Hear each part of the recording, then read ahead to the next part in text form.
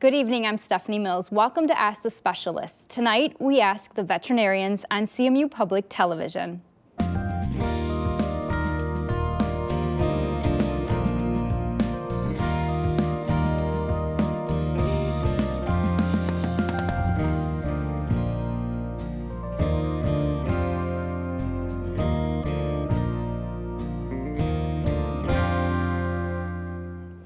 Welcome back to tonight's show. As I said earlier, tonight we're asking the veterinarians. And for you at home looking to take part in our conversation, if you have a question for our guests tonight, we have a couple different ways for you to get those questions to us. You can pick up your phone at home and call the 1-800 number, or the 1-844 number that's on your screen right there. We have phone operators standing by right now to take your calls. That number is 844-975-3343. You can also go online. You can go on our Facebook page to post your question, or you can send us a tweet with your question. So right now, I want to introduce our guests this evening. We're joined tonight by Dr. Imlay from Animal Health Associates and Dr. Laura Weber from State and Road Animal Hospital in Elma. Yep. Thank you both for being here. Dr. Imlay, why don't we start real quick with you? Why don't you tell the viewers at home a little bit about yourself, your background, and your areas of expertise? Okay. I grew up in a small farm down in Ingham County, just south of Lansing. My family was really important, and our animals. And through them, I learned to love animals and how they provide so much for us and making our lives more rewarding. I have a small animal and mixed animal practice in Mount Pleasant. I have 3 other doctors and a great staff, and every day is a new challenge and a lot of fun.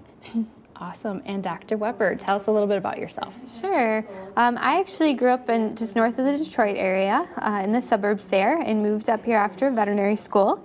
I work at a small animal exclusive veterinary hospital in Elma, and I have an advanced certification in diagnostic ultrasound and cardiac ultrasound. So we keep pretty busy. It's a great, great career. We have a lot of fun. Awesome. All right. Well, let's start off with our first question this evening. Something that some people might be seeing a lot of. The question is, what is parvo, and are you guys seeing a lot of cases of it right now? Surprisingly, with this cold weather, we are seeing cases of parvo, and we would just like to warn our viewers that parvo is shed in the feces of an infected dog to naive dogs, which usually are puppies. The virus attacks fast-growing cells. Puppies can get really sick and can even die. So the first symptoms are usually depression, vomiting, and diarrhea. If that happens, you should really call your veterinarian right away and get some help. Gotcha. Okay. Another question. What is the best way to keep your dog's teeth clean? I know I just got a notice, I think, in the mail that I might need to take my dog to get her teeth cleaned. Is that something that we see a lot of this time of year? We do. Well, February is Dental Health Month in general, so both for people and pets. So a lot of veterinary hospitals will run specials in February on dental cleanings. But just like in humans, the teeth are sort of the gateway to the rest of the body. Everything we put in our mouth can affect our teeth and our gums and the tissue around our tongue. So pets get the same kind of dental disease we do. It's important at your annual health checkup with your vet that you discuss what you're doing for the teeth. That'll take a good look and see if they're due for a routine cleaning. Gotcha. Okay. Next question. What are some natural remedies for fleas? I guess I'm really not aware of any natural remedies other than frequent bathing and frequent brushing, which will help minimize the number of adults. There are a lot of, I guess, made products that you can apply, and oral products are given, but I'm not aware of any really good homeopathic thing that will actually kill the fleas. How about you, Dr. Weber? Yeah, I agree with that. And unfortunately, in Michigan right now, we're just having a horrendous time with fleas, even though it's so cold. I saw live fleas on pets today. Oh, really? These are ectoparasites, and bugs find a way to survive. So unfortunately, it does seem to take an actual formulated medication, especially once you have an infestation in your home, to catch up to that problem. It's interesting that fleas are so prevalent right now, considering how cold it is. Yep. Well, the fleas live in the house, so if your dog or cat, especially a small dog or a small cat, goes behind the couch, there's going to be flea eggs, flea larvae, flea pupa, and that keeps your house infested all season around. So, Gotcha. yep. All right, we have our first question from Midland. How do you stop your dog? This is the question. How do you stop your dog from eating feces? I know of a lot of dogs, including my own, who's developed this awful habit in the winter. Is there anything that people can do about it? Sure. Well, the tricky thing about dogs is that their sense of smell is so much more heightened than ours. So sometimes they can smell some of the nutrients that haven't been completely broken down from their dog food in their feces, or they'll eat the feces of cats or animals that eat high protein diets. The most effective thing you can do is pick up the stool right away after they go, so that way they're not exposed to it all. Yeah. There are some marketed products that you could ask your veterinarian about that you can put in their food that's supposed to make the feces taste worse, or sometimes people will use acidic things like pineapple juice. The tricky thing is, making the stool taste bad may help, but in my opinion, all stool probably tastes bad, and so your dog may just eat it anyway. So, Right. Is it harmful to them if they eat it? not in my experience. It's disgusting, Yeah. but other than that, the bad breath, and you don't like them giving you a kiss after they've eaten. So I think this time of year it's so much worse because they're like popsicles out there, right? Right. They're frozen little things, and they like to play with them. They're diving for and probably the taste and the smell isn't as gross as in the warm months, but Sure. so I think they just like playing with them. So picking them up is by far the best way. So Gotcha. no health risks that I'm aware of. Okay. Neither. All right. Good to know. Caller from Harrisville. They have a 14-year-old golden retriever having trouble with joints. Is there anything they can do about that? There actually are a lot of things. First, evaluation of the pet as far as the amount of weight they have. A lot of times our older friends, we allow them to gain too much weight, and that puts lots of pressure on other joints. So weight management might be the first step. They can actually feed natural vitamins, glycosamines, which will actually improve the quality of joint. Then we often use what we call NSAIDs, non-steroidal anti-inflammatories, Deramax, Rimadyl, Metacam, which reduces the inflammation in the joint. So all three ways will help. They need exercise and need movement. Those things help as well. And then if that doesn't help, we actually have pain meds we can assist them so they can actually get around and hopefully help lose weight. Drugs like tramadol or gabapentin can be used to assist with any other pain, but there are ways we can help them. Gotcha. Okay. Caller from Ann Arbor.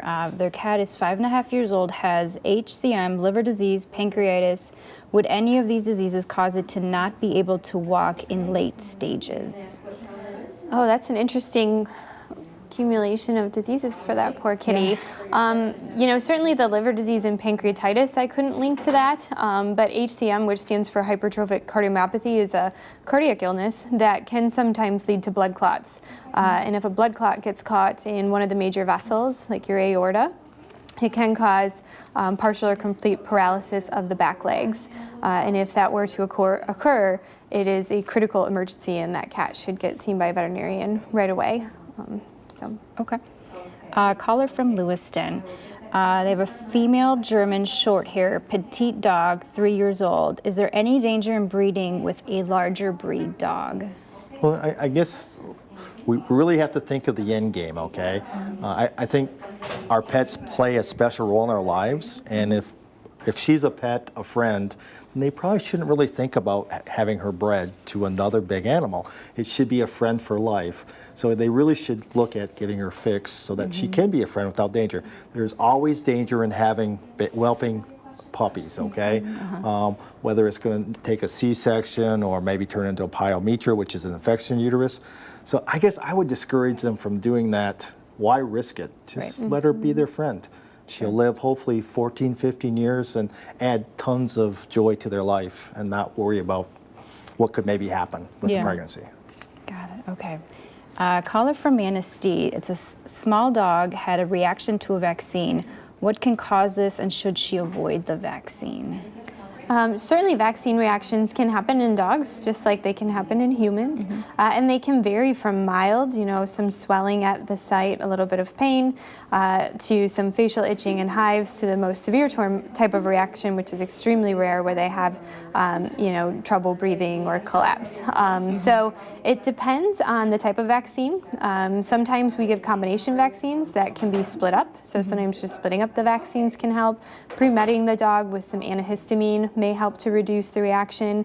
It's definitely something to talk about with the veterinarian. Sure. Most of the time, the risk of not vaccinating a dog outweighs the risk of reaction, and there are things we can do to prevent reaction in dogs that we feel are prone to it. Sure. What is the vaccination schedule for dogs? How often do they need to get vaccinated?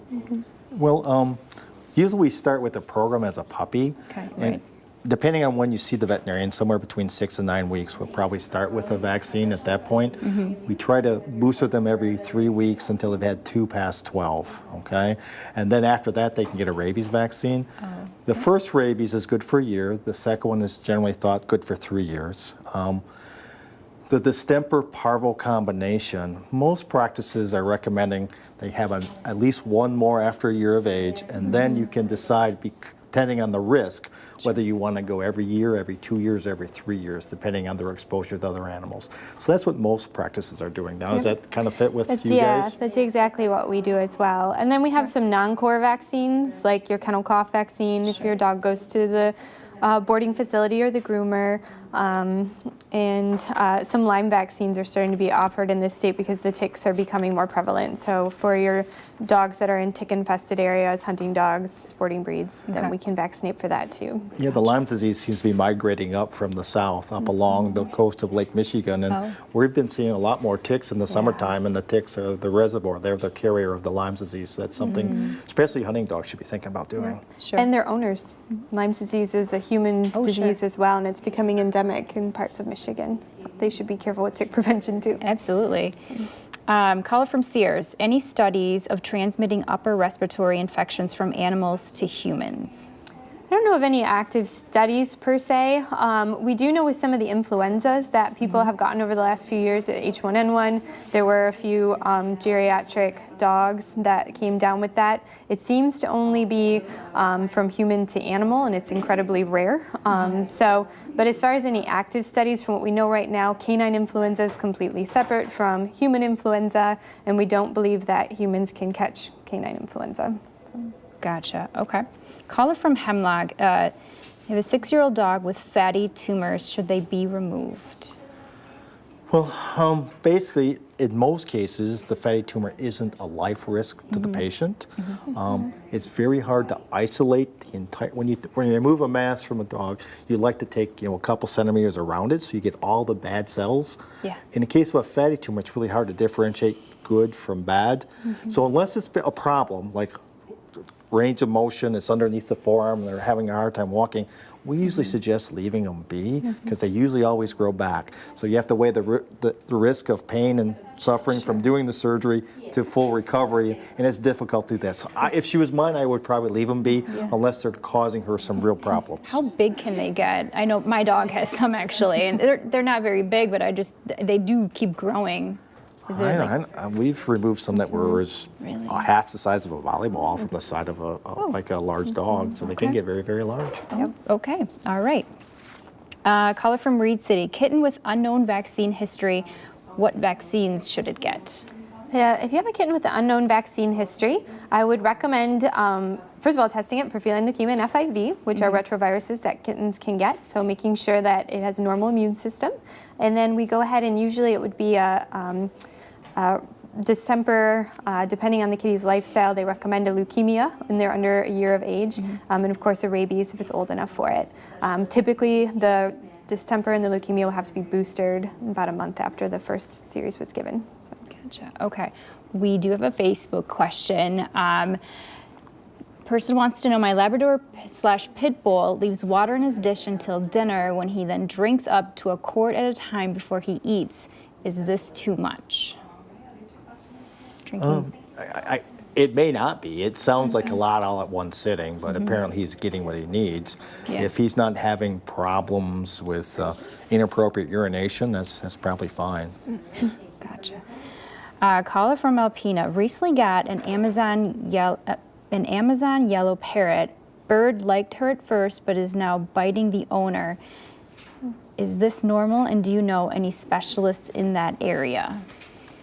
Well, I don't work on birds. Do you see birds? I don't see birds very much. I guess I'd suggest calling MSU and talk to the exotic specialists down there. Yeah, that's a good idea.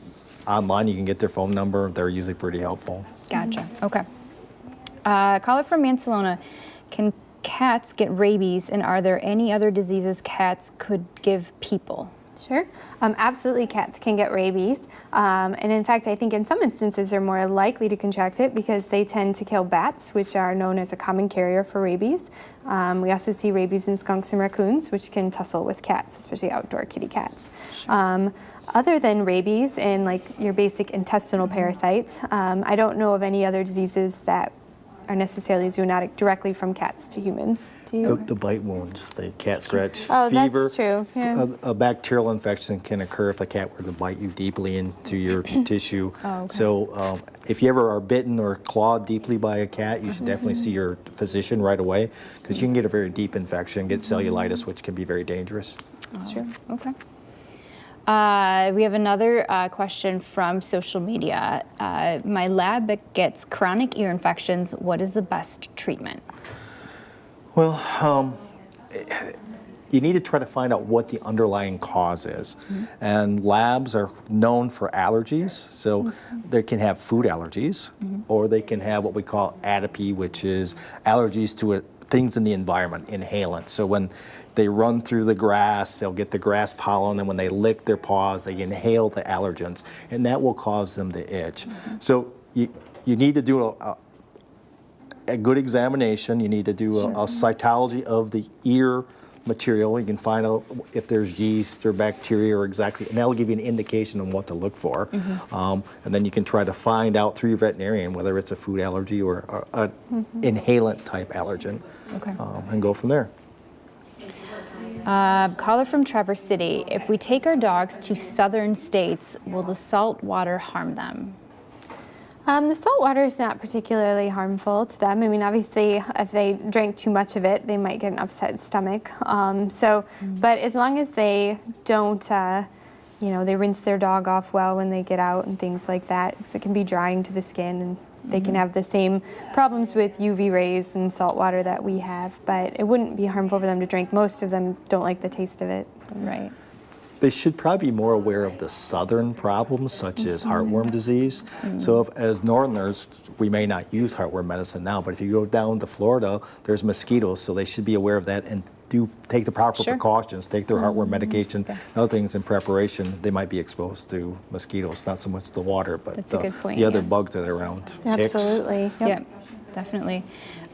We have another Facebook question. My 12-year-old Maltese needs her teeth cleaned. Is it life-threatening to have her knocked out for this? No, we've done dental cleanings on 18 and 19-year-old pets before. I think it can be more life-threatening to allow the harmful bacteria that's going into that dog's bloodstream, which could spread to the heart and kidneys and cause early failure of those organs. Nowadays, veterinary medicine has excellent anesthetic protocols. The same things are monitored when these pets are under anesthesia as are when you're in the hospital under anesthesia. So it's very, very safe, much safer to get those bad teeth cleaned and the ones that need to be pulled. And often people are surprised a couple days later the dog's doing things they haven't seen it do in years. They didn't even realize it was in pain. So. Caller from Byron, cat pulling out fur. Why could that be?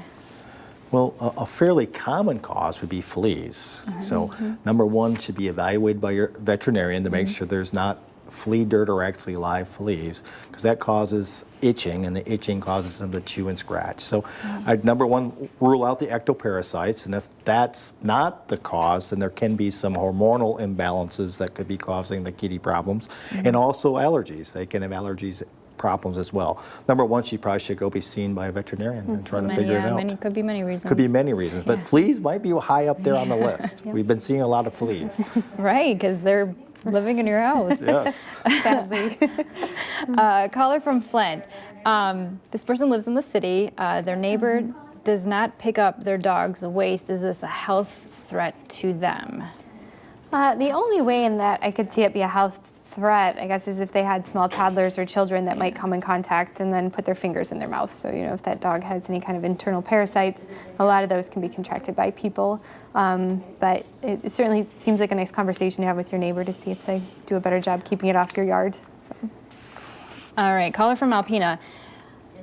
There's a duck outside in a little shelter, has a light on it for warmth, but still cold. Is there anything they can do to keep it warmer? Again, I guess we're not bird experts, Yeah. but it seems like common sense. They would probably need to move it inside where it's protected from the wind and the cold, and they could add more supplemental heat. I would think they'd want to keep it above 20 degrees anyways, if at all possible. Ducks are kind of resilient with the cold, but this horrible cold, 0 degrees, 10 below, Right. it needs something, so they probably should take it inside where it can be warmer. Yeah. Caller from Harrison. Jersey cows getting milk fever. Is oral calcium as effective as IV?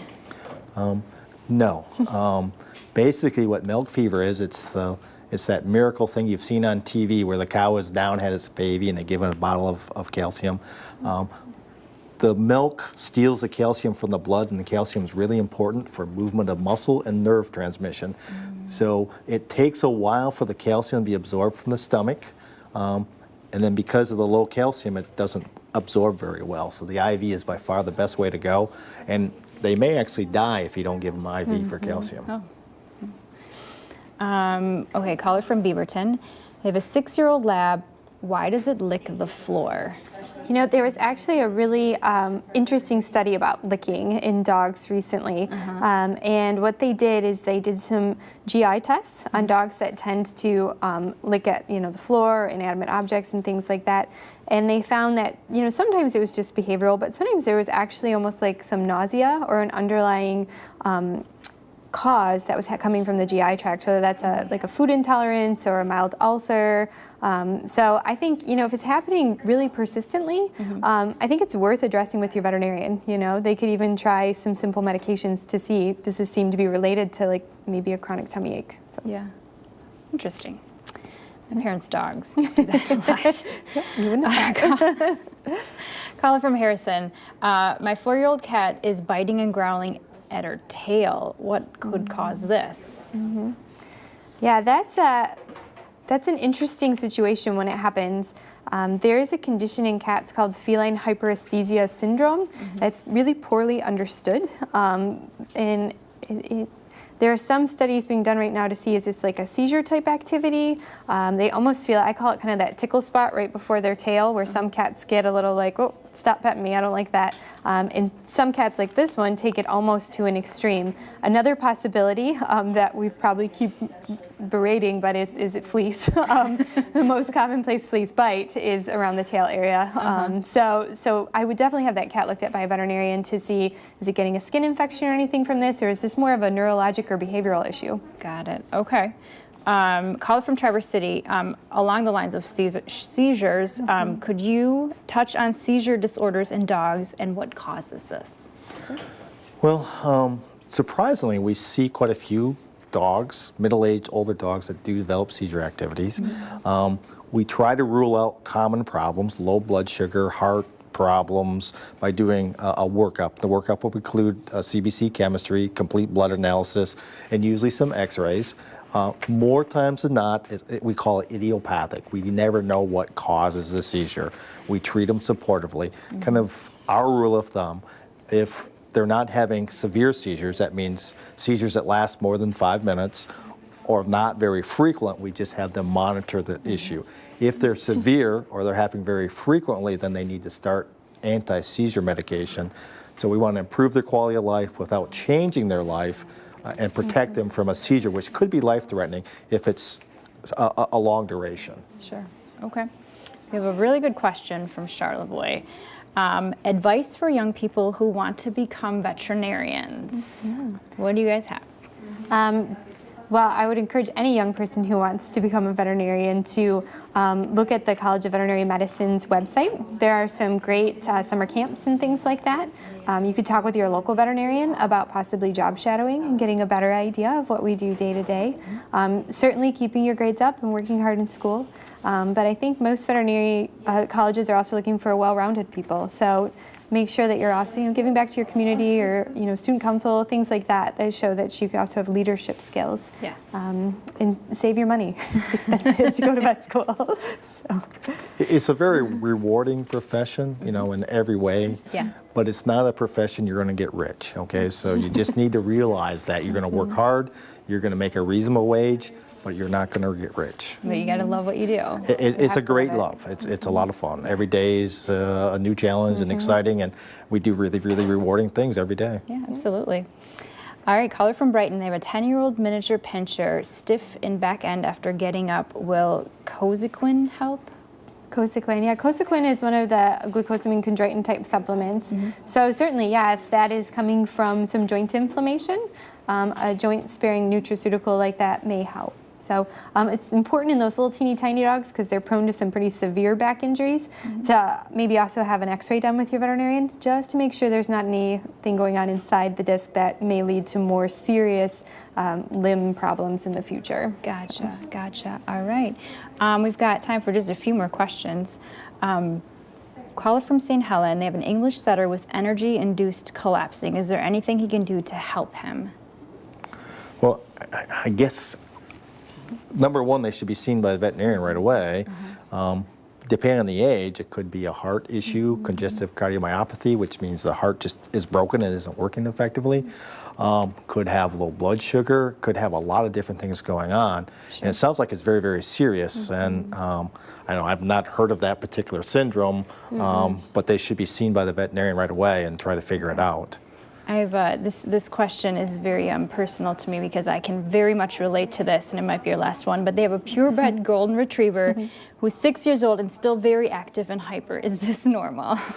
It can be normal. I mean, any of the sporting dogs were bred for their activity because they're supposed to go out in the woods and hunt and retrieve and things like that. So it's very normal. There are some excellent behaviorists in Michigan. So if it's bothersome, someone can talk to you about how to kind of rein in some of that energy. And I may need a number for that. we can give you one. Awesome. Well, we are out of time. Thank you both for being here tonight. Thank you. Thank you. For you at home, we for your questions that we were not able to answer, we will be posting those on our Facebook page. But thank you so much for joining in tonight, and we'll see you next week for Ask the CPAs.